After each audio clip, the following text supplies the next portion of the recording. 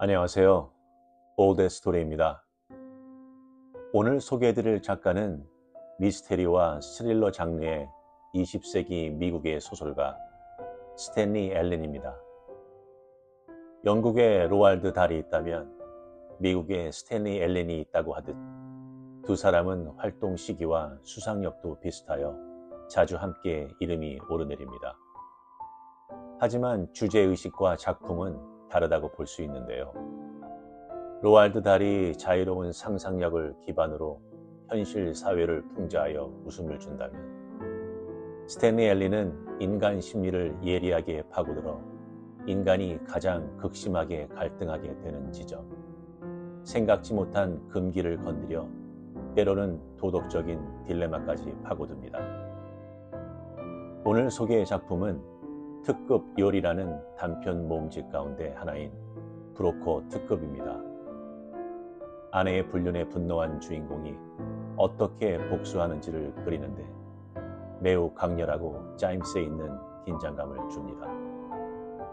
그럼 어떤 긴장감을 주는지 편안한 마음으로 감상하세요.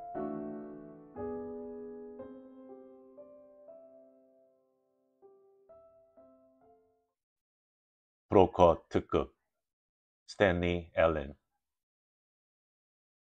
월스트리트 주식 브로커인 코닐리어스가 브로커 특급 외의 기차를 타고 귀갓길에 오른 것은 실로 수년 만의 일이었다. 브로커 특급은 그에게 어울리는 열차였다. 기업 임원이나 전문직 종사자들이 대부분인 이용객들은 그와 같은 분류의 사람이었다. 별다른 소개 없이도 서로를 알아볼 수 있고 대화를 나누지 않아도 서로 이해할 수 있는 자산과 지위가 있는 사람들이었다. 의원님 만찬에만 아니라면 코닐리어스는 생각했다. 하지만 상원 의원이 고집을 부리는 바람에 그는 주중에 만찬회라는 실로 끔찍한 일에서 벗어날 방도가 없었다. 번잡스럽게 만찬회용으로 옷을 갈아입는 일에서도 그 때문에 이른 시간에 기차를 타고 집으로 향해야 하는 필요성이나 과한 음식과 과한 술의 저녁, 그리고 그로부터 비롯되는 이튿날 아침의 비참한 상태에서도 벗어날 수 없었다. 이런 맥 빠지는 생각에 푹 잠긴 코닐리어스는 기차에서 무거운 몸을 내려 낯익은 플랫폼을 지나 자동차로 향했다. 클레어가 스테이션 wä건을 선호하는지라 그는 세단을 타고 집과 역 사이를 이동한다. 2년 전 그들이 결혼했을 때 아내는 손수 운전하여 그를 역으로 데려다주고 데려오고 싶어 했지만 그는 왠지 그 생각이 끔찍하게 느껴졌다. 매일 역내에서 드러내놓고 아내에게 작별 키스를 하는 남자들이 모습에서 무언가 모호하지만 추접한 느낌을 받았기 때문인지 자기가 그들의 입장에 서게 된다는 생각만으로 부끄러워 소름이 돋을 정도였다. 물론 클레어에게 그렇게 말하지는 않았다. 자신은 가정부나 운전사를 얻기 위해 결혼한 것이 아니라고 했을 따름이다. 그의 아내라면 자기의 삶을 즐겨야 하지 별 중요하지 않은 의미로 삶을 허비해서는 안 된다. 평상시라면 전원의 풍경을 지나쳐 집으로 도착하는데 15분이 넘지 않았다. 하지만 오늘 행사 때문에 이미 짜증이 잔뜩 나 있던 그는 설상가상으로 예상하지 못한 곳에서 지체하게 되었다. 고속도로에서 빠져나와 2km 정도 지나면 도로와 철도의 본선이 교차하는 지점이 나오는데 안내원이나 건널목 차단기는 없지만 적색 경보등이 있었다. 코닐리어스가 차를 몰고 다가가자 음향 경보기가 끊임없이 울려댔다. 그는 브레이크를 걸고 손가락으로 운전대를 끊임없이 탁탁 치며 끝도 없이 덜커덩거리며 밀려오는 화물열차가 지나가기를 기다렸다. 그때 다시 시동을 걸려던 차에 그는 보았다. 클레어와 웬 남자가 같이 있었다. 스테이션 wä건을 타고 옆을 부르릉 지나 시내로 향한 것은 그의 아내와 어떤 남자였다. 운전을 하는 남자는 큰 체구의 금발로 운전대 앞에 바이킹처럼 거만하게 앉아 한 팔을 클레어의 몸에 두르고 있었다. 클레어는 눈을 감은 채 남자의 어깨에 머리를 기대고 있었다. 아내의 얼굴에 떠오른 표정은 코닐리어스가 한 번도 보지 못한, 가끔은 보기를 꿈꾸었던 표정이었다. 두 사람은 순식간에 사라졌지만 그들이 그린 그림은 필름에 찍힌 사진처럼 머릿속에 찬란하게 새겨졌다. 안 믿어. 그는 어안이 벙벙하여 스스로에게 다짐했다. 안 믿는다고. 하지만 그림은 시간이 흐르며 눈앞에서 더 또렷해졌고 그의 시선을 받으며 더욱더 생생해졌다. 끔찍했다. 아내를 소유한 남자의 팔, 그것을 받아들이는 아내의 표정, 관능적인 표정. 이제 그는 주체할 수 없을 정도로 덜덜 떨었다. 머릿속에서 피가 펑펑 솟구쳤다. 차를 돌려 두 사람을 쫓으려고 했지만 불현듯 몸에서 힘이 빠졌다. 어디로 쫓아가야 한단 말인가? 그들은 의심할 바 없이 시내로 향할 것이다. 거기서 남자는 뉴욕행 기차를 기다릴 것이다. 그런데 쫓아가 잡으면 어떻게 할 것인가? 격양된 목소리로 추궁하고 비난할 것인가? 한바탕 소란이라도 피울 건가? 두 사람과 함께 사람들에게 망신을 당하면서 다른 것은 몰라도 창피스러워서 견딜 수 없을 것이다. 클레오와 결혼했다는 이유로 친구들에게 비웃음을 산 것으로 충분했다. 그의 위치에 있는 남자가 비서와 결혼을 하다니. 게다가 남자가 여자의 2배는 나이가 많다니.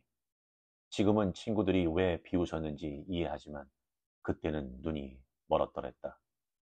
사무실에서 일을 하는 아내의 자태에서는 세련된 품위가 배어나왔고 그의 말을 받아 적으며 앉아있는 모습은 고상한 요조숙녀 그 자체였다. 그가 저녁 식사를 함께 했으면 한다고 처음으로 초대했을 때 그녀의 얼굴은 데이트를 처음 요청받은 소녀처럼 순진무구한 혼란스러움으로 빨개졌다. 순진무구 좋아하네. 지금까지 내내 나를 비웃고 있었던 게 틀림없어. 그는 분노에 차 생각했다. 다른 사람들처럼 아내 또한 그를 비웃은 것이다. 그는 천천히 거의 기계적으로 집으로 차를 몰았다. 집은 비어 있었다. 참, 그렇지. 집이 빈 게 당연하군. 그는 문득 깨달았다. 목요일은 집안일을 하는 사람들이 쉬는 날이다. 클레어의 목적에 완벽하게 부합하는 날이다. 그는 곧바로 서재로 향해 책상 앞에 앉아 잠겨있던 제일 윗서랍을 열었다. 그리고 그 안에 든 총신이 짧은 389경 권총을 천천히 집어들어 손으로 그 차가운 물체의 무게를 가늠하며 총이 뿜어내는 강렬한 힘을 느껴보았다. 힐리커 판사가 언젠가 한 말이 불쑥 떠올랐다. 브로코 특급 열차에 같이 탑승했을 때 그 늙은 판사는 기묘하지만 재미있는 이야기를 해주었다. 총, 칼, 둔기? 그런 건 다 갖다 버리게. 내 생각으로 완벽한 흉기는 딱 하나야. 바로 자동차라네. 종류는 상관없어. 제대로 작동하기만 하면 돼. 완벽한 이유가 뭐냐고? 충분히 속도만 낸다면 누구도 치어 죽일 수 있거든. 사고 후에 운전자가 차에서 나와서 미안한 표정을 지으면 사람들은 운전자를 더 동정하게 돼. 땅 위에 너부러진 눈꼴 사나운 시체 따위를 불쌍히 여기지 않는다는 말이네. 그 사람이 애초에 거기 있던 게 잘못이라고.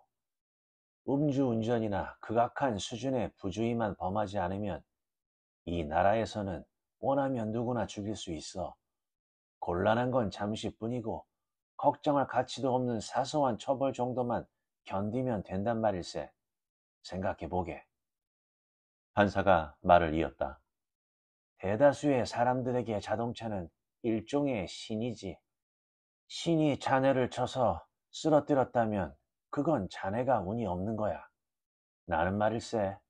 길을 건널 때마다 짧게 기도를 올린다네. 예의 신랄하고 장황한 투로 판사의 말이 이어졌지만 전부 기억할 필요는 없었다. 필요한 것은 이미 기억이 났다. 그는 아주 조심스럽게 제자리에 총을 돌려놓은 후 서랍을 밀어 닫고 잠갔다. 클레오가 집에 온 것은 그가 여전히 책상에 앉아 생각에 잠겨 있을 때였다.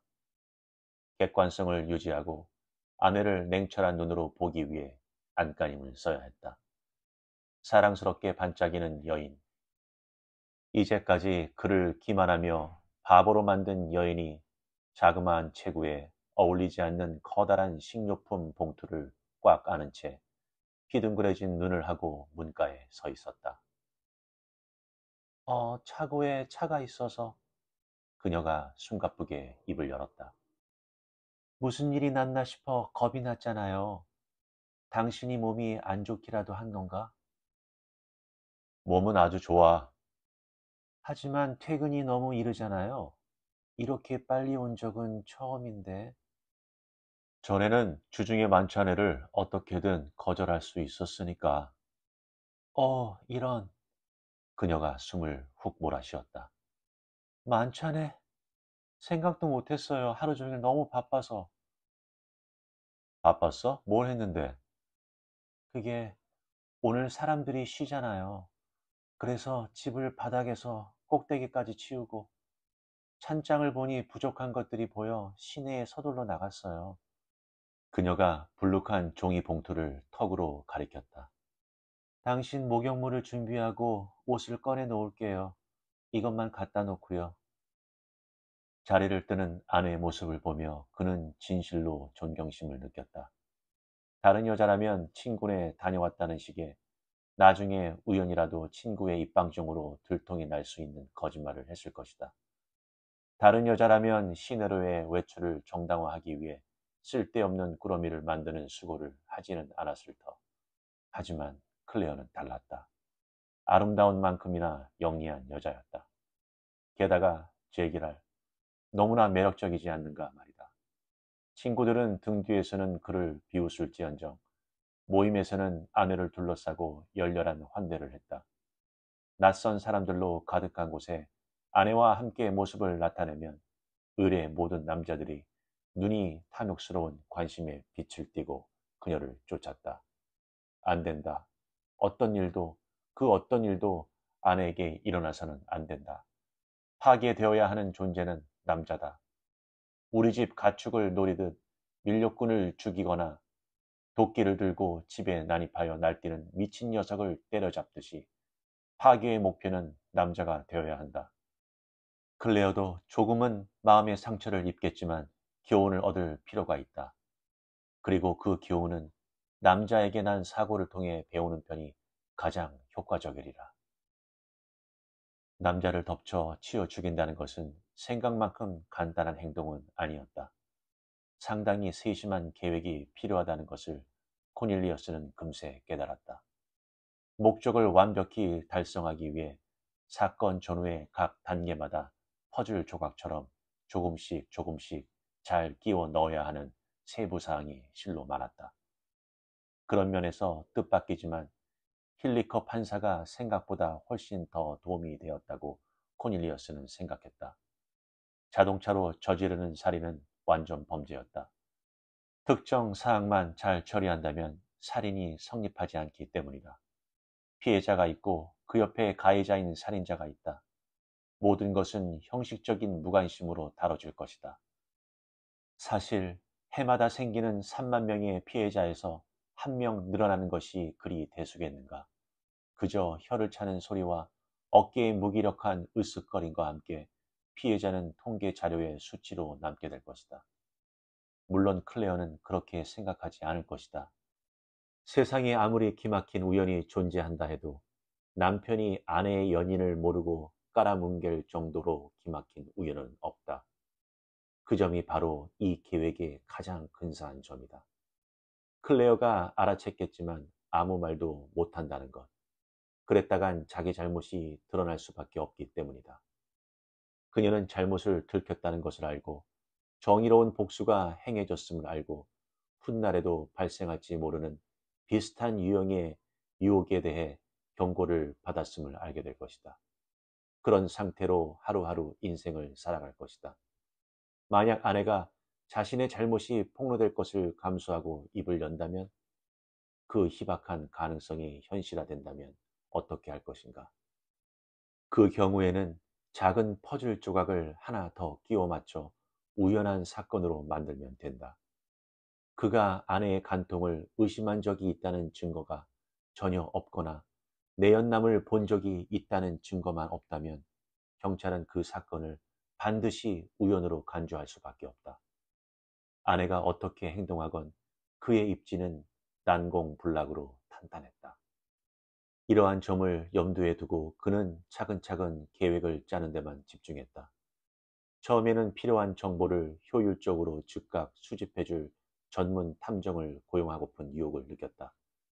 하지만 신중하게 검토한 후 그는 유혹을 물리쳤다.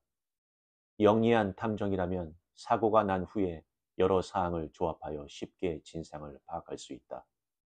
그리고 그 탐정이 정직한 사람이라면 자신이 품은 의구심을 가지고 경찰에 접촉할 수 있고, 정직하지 않은 사람이라면 공갈 협박의 유혹을 받을 수도 있다. 이런저런 위험을 감수하지 않고는 제3자를 끌어들일 수 없다는 것이 명백했다. 그는 어떤 위험도 절대 감수하지 않을 작정이었다. 그리하여 코닐리어스는 필요한 정보를 손수 수집하며 소중한 몇 주를 소비했다. 클레어와 내연남이 한 번도 빠짐없이 매주 만남을 이어가자, 그러지 않았다면 더 오래 걸렸을지도 모른다며 자신을 달랬다. 내연남이 일주일에 한 번 방문하는 날이 목요일이었다. 뉴욕행 기차가 역에 도착할 때쯤이면 클레어는 역 광장에서 한 블럭 떨어져 있는 방치되어 으슥한 골목에 스테이션 외곤을 댔고, 두 사람은 차 안에서 강렬하게 입을 맞췄다. 그 모습을 보는 코닐리어스의 몸이 부들부들 떨렸다.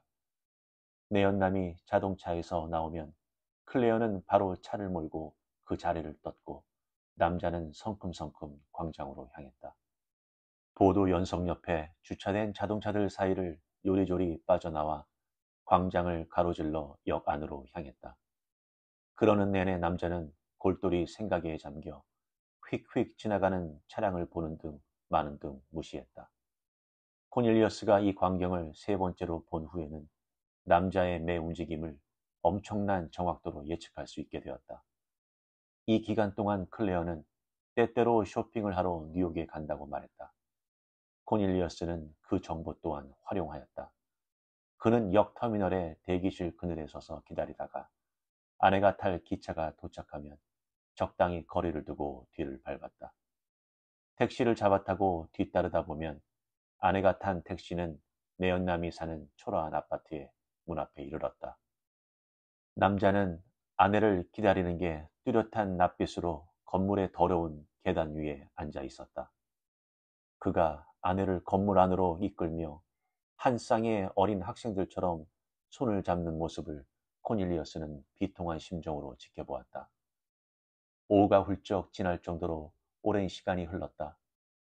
클레어가 다시 모습을 나타나기 전에 코닐리어스는 기다리는 것을 그만두었다. 두 사람의 모습에 분노가 폭발한 코닐리어스는 이튿날 그곳에서 뉴욕의 거리에서 사고를 일으키겠다는 충동을 느꼈지만 재빨리 그 생각을 뿌리쳤다. 그러기 위해서는 자동차를 뉴욕으로 몰고 가야 하는데 운전해서 가본 적이 전혀 없었고, 그런 행동은 자신의 일상에서 위험할 정도의 일탈이 될 터이다. 더구나 그가 사는 곳은 캐캐 묵은 지역 신문과는 달리 뉴욕의 타블로이디즈는 교통사고 소식을 지면에 싣는데 그치지 않고 가끔은 피해자와 가해자의 사진까지 함께 실으면서 기사화했다. 그는 그런 결과를 원하지 않았다. 이 일은 은밀히 처리되어야 했다. 철저하게 은밀해야 했다. 애초에 계획이 옳았다. 이 일을 매듭 지어야 할 유일한 장소가 광장이라는 점은 의심할 여지가 없었다.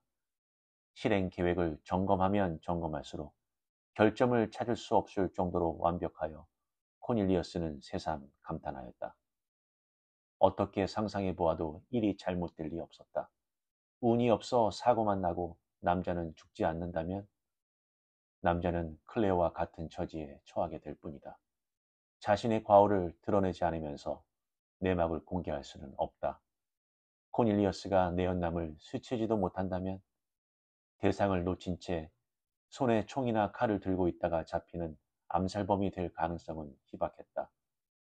자동차는 흉기가 아니다. 조심성 없는 보행자가 다칠 뻔한 그저 하나의 아슬아슬한 해프닝으로 끝날 것이다. 하지만 그는 아슬아슬한 해프닝을 원하지 않았고 그 때문에 평소에 주차하는 곳보다 더 멀리 역에서 떨어진 장소에 주차를 했다. 넉넉하게 거리를 두면 광장 건너편으로 반원을 그리며 차를 돌릴 수 있을 것이다. 반원을 그리며 회전하던 자동차는 길 건너에 주차한 자동차들 사이에서 나타날 내연남을 맞닥뜨릴 것이고 그 상황은 코닐리어스에게는 장점으로 작용할 것이다.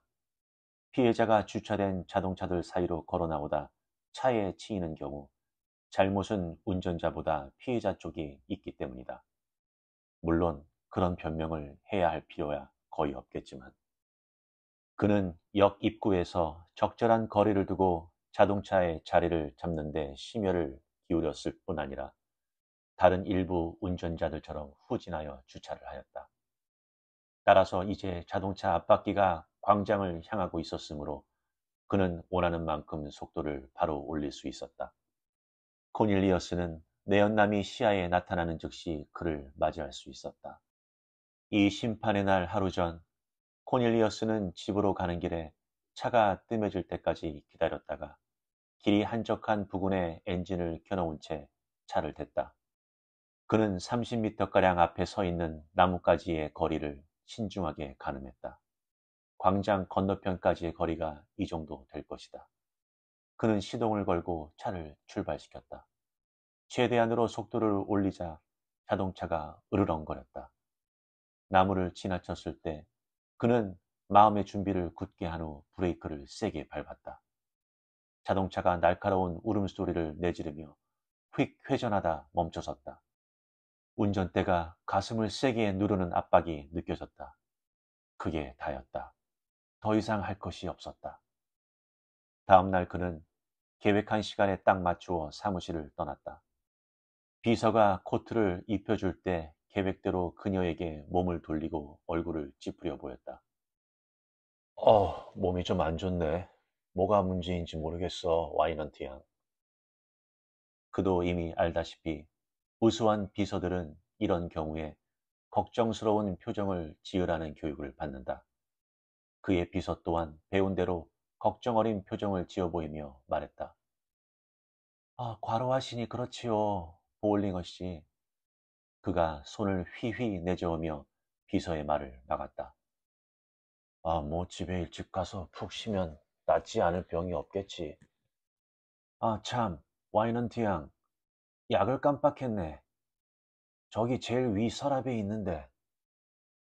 봉투 안에 든 아스피린은 고작 2알 정도였지만 약이 필요하다는 인상을 남기는 것이 그의 의도였다. 몸이 좋지 않은 남자라면 운전 도중 일으킨 문제를 훨씬 더 쉽게 정당화할 수 있을 것이다. 그는 이미 이른 기차편을 이용하는 데 익숙해져 있다.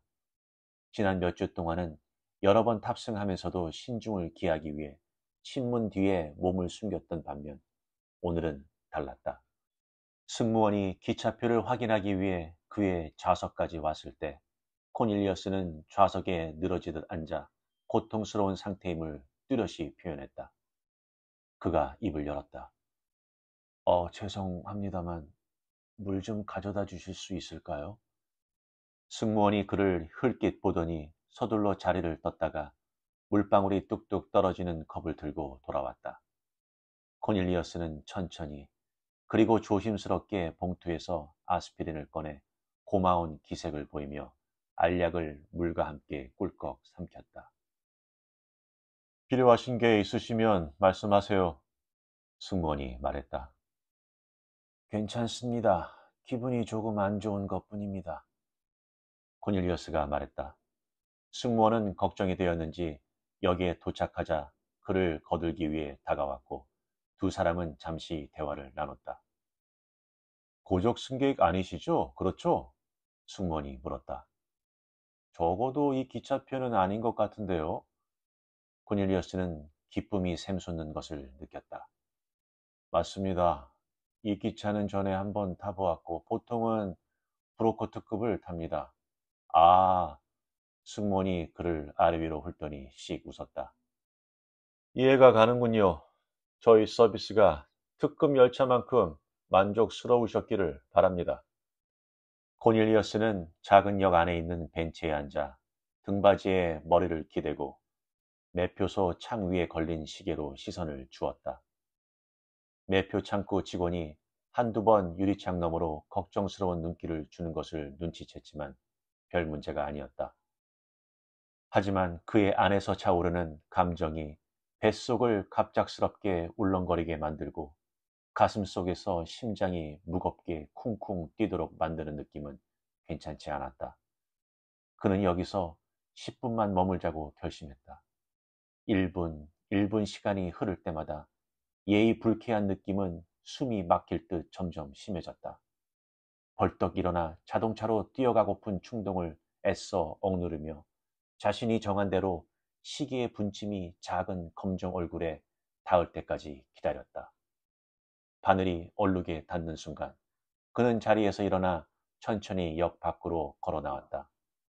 의자에서 일어나기가 꽤 힘들어 그는 놀랐다. 매표 창구 직원의 시선이 역 건물을 지나쳐 자동차로 향하는 그의 모습을 계속 쫓았다. 그는 운전석에 올라타 문을 꽝 닫고 시동을 걸었다. 발밑에서 엔진이 부르릉 소리를 내며 부드럽게 살아나자 새로운 힘이 몸을 꿰뚫으며 솟구쳤다. 그는 자리에 앉아 그 힘을 흡수하며 광장 건너편에 시선을 고정했다. 남자가 이윽고 모습을 드러냈다. 자신을 향해 빠르게 걸어오는 남자의 모습에 코닐리어스는 장신의 금발 남자가 눈에 보이지 않는 줄에 묶여 무대 위에 정해진 위치로 끌려오는 듯한 다소 기묘한 느낌을 받았다. 남자에게서 느껴지는 젊음과 강인함, 승리의 기운이 큰 목소리로 노래를 부르고 있었다. 가까워진 그의 얼굴에서 환한 미소가 뚜렷이 보였다. 순간 코닐리어스를 둘러싼 모든 마비 상태의 봉인이 깨졌고 엔진이 분노의 생명력으로 울부짖으며 깨어났다. 오랜 기간 동안 마음의 눈으로 그 장면을 되풀이했던 코닐리어스마저도 마음의 준비를 미처 못할 만큼 모든 일이 순식간에 일어났다. 남자는 여전히 주위에 아랑곳 않는 기세로 자동차들 사이를 걸어 나왔고 코닐리어스 손이 경적 스위치를 때렸다. 순간적인 영감의 결정판이라 할 만한 이 행동은 남자에게는 피하려야 피할 수 없는 경고였으며 코닐리어스에게는 성공을 향한 보험이었다. 내연남이 경적 소리가 나는 방향으로 휙 돌아섰다. 순간 공포에 질린 얼굴로 눈앞에서 벌어지는 일을 막으려는 듯 양팔을 앞으로 내밀었다. 충돌은 코닐리어스 상상을 뛰어넘을 정도로 격렬했다. 날카롭게 째지듯 울리던 비명은 충돌의 충격 탓인지 갑작스레 멈췄다. 브레이크를 급하게 밟는 소리가 뒤따르며 모든 소음을 잠재웠다. 한적하던 광장은 금방 시끄러워졌다. 사방에서 사람들이 뛰어왔기에 코닐리어스는 시체를 보기 위해서 그들 사이를 헤치고 나와야 했다. 안 보는 게 좋을 거요. 누군가가 던진 경고를 무시하고 그는 보았다. 양다리가 부자연스러운 각도로 엇갈려 벌어져 있는 구겨진 시체가 눈에 들어왔다. 그의 눈앞에서 남자의 얼굴이 잿빛으로 물들어갔다. 코닐리어스가 비틀거리자 도움의 손길이 여기저기서 뻗어나와 붙들어 주었지만 그는 몸에 힘이 들어가지 않아서가 아니라 압도적으로 밀려드는 미친 듯한 승리감 때문에 비척거린 것이었다. 주위에서 들려오는 목소리에 그 승리감은 더욱 강렬해졌다. 눈을 훤히 뜬 채로 제 발로 죽으러 갔네. 멀리서도 경적 소리가 들릴 정도였어요. 뒤에 섰나 봐요. 여기 서 있던 모습이. 조심해야 했다. 들떠서 과하게 행동하는 것은 금물이었다. 애초 계획대로 퍼즐의 조각을 찬찬히 맞춰 나가면 아무 위험도 남지 않을 것이다. 경찰관이 관리의 권위를 부리며 질문하는 동안 그는 차 안에 머물렀고 경관의 목소리에서 점점 짙어지는 동정심에 그는 자신이 올바른 인상을 주고 있음을 확신했다. 아니, 원하시면 귀가해도 좋습니다. 혐의는 당연히 지금은 보울링어 씨께 불리할 수밖에 없습니다만 원하시면 부인께 대신 전화를 넣어드리죠. 저희가 바래다 드릴 수도 있지만 부인께서 오는 걸 원하신다면 아내가 집에 도착해서 전화를 받을 수 있도록 그는 시간을 충분히 두었다. 전화를 건 다음 그는 자동차 유리창 너머로 다소 병적이었지만 연민 어린 호기심이 담긴 군중의 시선을 받으며 15분 남짓을 기다렸다. 마침내 아내의 스테이션 wä건이 나타나 근처에 주차를 하자 마치 마법처럼 군중 사이에 길이 한 줄 열렸다. 그 길은 클레어가 그의 옆에 다다르자 닫혔다. 겁에 질리고 어안이 벙벙할 텐데도 여전히 아름답구나. 코닐리어스는 감탄했다. 또한 클레어가 걱정에 잠긴 헌신적인 아내를 명배우 뺨치게 잘 연기한다는 것을 인정할 수밖에 없었다. 그건 그녀가 아직 사정을 모르기 때문일 수도 있다. 이제는 그녀가 알아야 할 때다. 그는 아내의 도움을 받아 스테이션 wä건에 올라탔고 그녀가 운전석에 앉았을 때 팔에 힘을 주며 그녀의 몸에 둘렀다. 아, 경관님, 잊을 뻔했습니다. 그가 초조한 기색으로 무겁게 입을 열었다. 그 사람이 누군지 알아내셨습니까? 신분증 같은 것이 있었던가요? 그가 열린 창 너머로 물었다. 경관이 고개를 끄덕였다. 뉴욕에서 온 젊은이더군요. 자세한 정보는 그쪽으로 가서 확인해야 합니다만 이름은 룬드그렌입니다. 로버트 룬드그렌이요. 그 청년 명함이 맞다면요. 코닐리우스의 발에 숨죽인 헐떡임이 주체할 수 없을 정도의 잔떨림이 느껴졌다. 소리가 난 것은 아니다. 자동차 밖 땅바닥에 누워있는 남자의 얼굴만큼이나 아내의 얼굴도 잿빛이었다. 자, 클레어, 집으로 갑시다. 아내는 동네길을 따라 본능적으로 차를 몰았다. 그녀의 얼굴은 텅 비어 있었다. 푹 꺼진 눈은 똑바로 앞만 바라볼 뿐이었다. 고속도로에 이르러 아내가 마침내 낮고 혼이 나간 듯한 어조로 입을 열었을 때 그는 고마울 정도였다. 알고 있었군요. 우리에 대해 알고 있었어요. 그래서 죽인 거예요.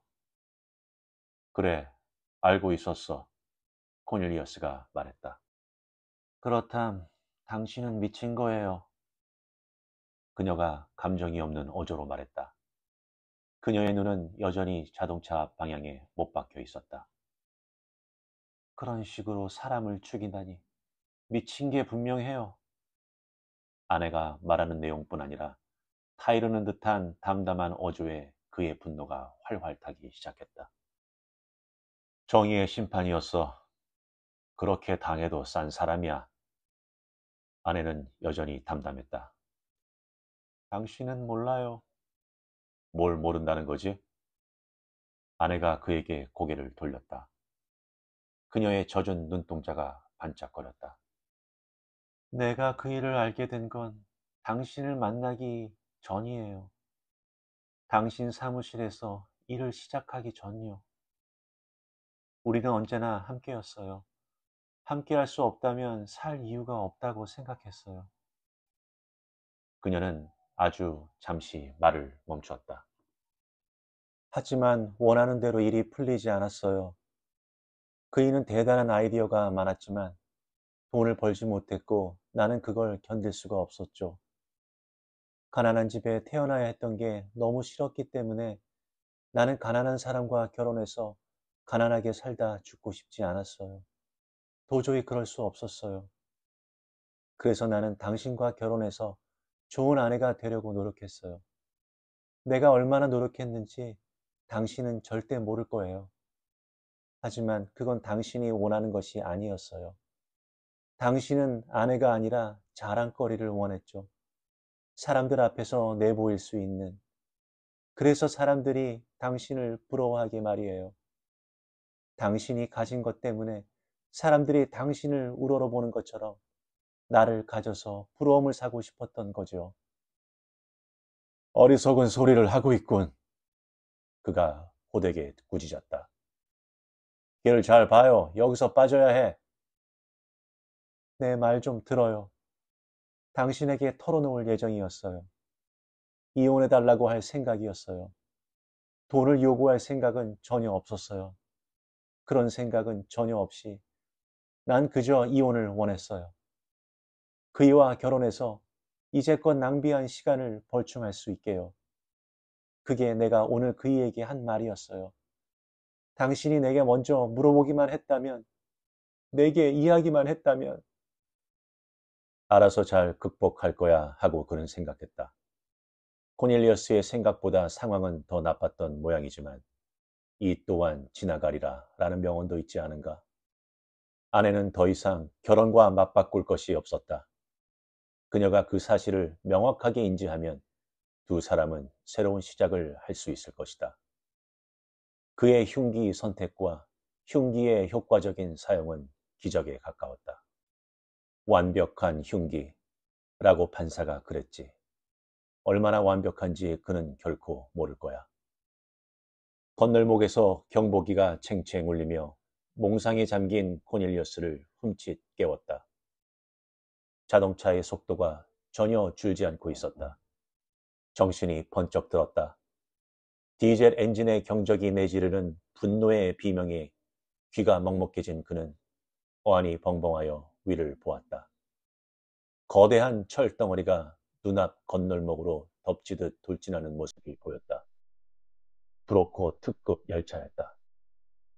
조심해! 그가 격렬하게 고함쳤다.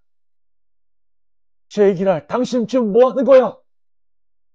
그 마지막 찰나에 아내의 발이 엑셀러레이터를 힘껏 내리둘렀고 그는 질문에 대한 답을 얻었다.